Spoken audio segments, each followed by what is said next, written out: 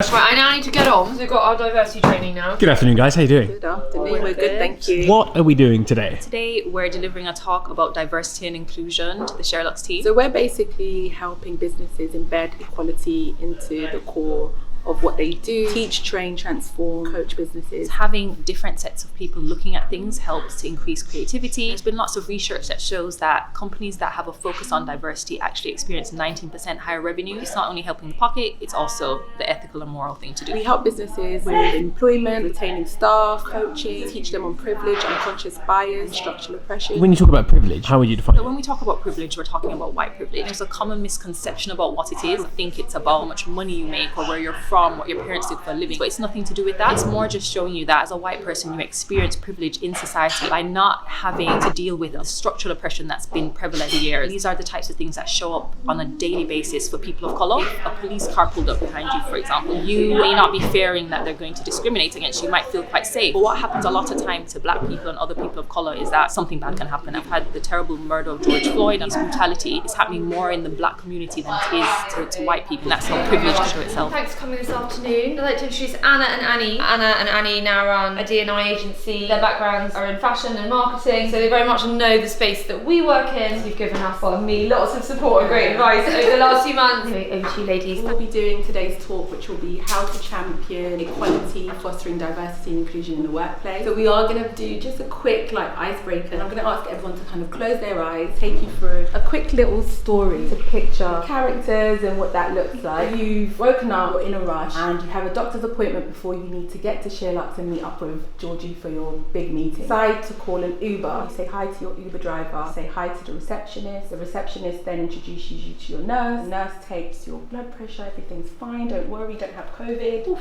I'm finally on the train on my way to work. Did anyone just put their hand up if your Uber driver was a man? Uber driver, a person of colour? Okay. Was the receptionist a woman? Was the nurse a woman? Was the doctor a man? The business person, was that a man? So the reason why we like to do that exercise is to show you how unconscious bias plays out. It happens to everyone, to help you navigate this and become more conscious of the unconscious. It's about having a company culture that includes us all because of and despite these differences. Affinity bias, the tendency to connect with people who are like you. If you're not being your authentic self, you're not performing at your highest capability. I always felt like we hired on merit and we went by merit, and that was enough, and that we were good people. We feel things and we're women and compassionate, and I sort of felt like just by focusing on good people, it would just happen naturally, and I think agreed to stop. And we proactively made hires, and so nice that you're in the room. Thank you for coming. So I think we're working a lot harder to be more inclusive. I need to stop thinking it'll just happen. It's harder. Not everybody's had the same opportunities. As you said, ladies, if someone says something that's slightly inappropriate, it's so much easier to be like, that's so funny. And then you're like, oh, actually, it's really offensive. Bring it up and say to someone, I didn't like that comment, or that was offensive. I think that's more powerful. You guys were hit really hard. You probably took it as a blow initially, but I think what that did to you is it opened your eyes and you literally stuck to it. Not to make you upset.